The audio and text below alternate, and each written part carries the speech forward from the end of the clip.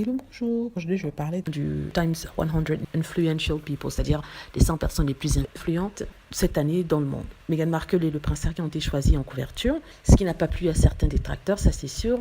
Donc, comme ils n'avaient rien d'autre à dire, ils ont décidé d'attaquer la couverture. Ils ont été gênés par le fait que le prince Harry était, d'après eux, derrière Meghan, en tout cas sur une des photos, et qu'il la soutenait au lieu que ce soit l'inverse. Donc, ils expliquent en fait que ces photos montrent la dynamique dans le couple, c'est-à-dire que Meghan est au devant, c'est Meghan qui conduit et le prince Harry est au siège passager. Ce qui est assez étonnant, c'est que même si le directeur du Times Magazine, celui qui a choisi la photo, explique en fait que non, il a choisi ces photos pour montrer le fait que Harry et Meghan sont sur un pied d'égalité. Certains continuent toujours à essayer de passer la narrative de Harry le pauvre qui est un prince mais qui est le valet de Meghan Markle. Tout ça pour pouvoir le diminuer, tout ça pour pouvoir essayer de diminuer l'impact de cette photo dans le monde. Mais ça n'a pas marché, ça n'a pas marché.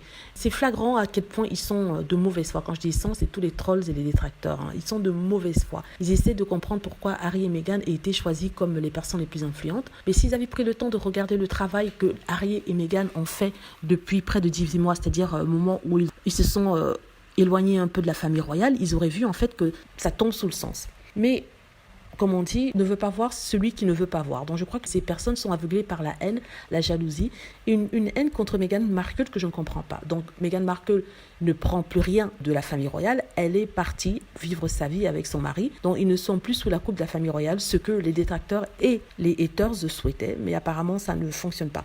Là, on nous sort tous les analystes gestuels, soi-disant des professionnels qui sont censés expliquer que le prince Harry, en fait, c'est quelqu'un qui accompagne Meghan, c'est quelqu'un qui n'a pas de personnalité. Ça provient des analyses gestuelles, sachant que l'analyse de ces soi-disant professionnels est très subjective dans le sens où ça va dans le sens de ceux qui les paient. Ça veut dire que si le Daily Mail a demandé à quelqu'un d'analyser la photo de Harry et Meghan, la gestuelle, le comportement du couple, ils vont demander à ce que le résultat aille dans un sens, et je crois que c'est ce qu'ils ont fait, d'où les articles, quand je dis le Daily Mail, je parle de tous les tabloïds, d'où les articles qui sortent, Harry soutient sa femme au lieu que ce soit l'inverse. Donc s'ils avaient demandé à ces mêmes analystes corporels, gestuels et interprètes du comportement de dire que Meghan Markle et le prince Harry était un couple sur un même pied d'égalité, un couple moderne, c'est le résultat qu'on aurait eu. Donc tout ça pour vous dire de ne pas trop donner d'importance aux analyses faites par des professionnels du comportement, ainsi de suite. Donc c'est du n'importe quoi. Voilà, c'est ce que je voulais dire. Dites-moi ce que vous en pensez. J'espère que vous avez aimé la vidéo. N'hésitez pas à cliquer sur like si c'est le cas, à vous abonner pour plus de vidéos et à cliquer sur la petite cloche afin d'être averti lorsque je poste une nouvelle vidéo. Merci.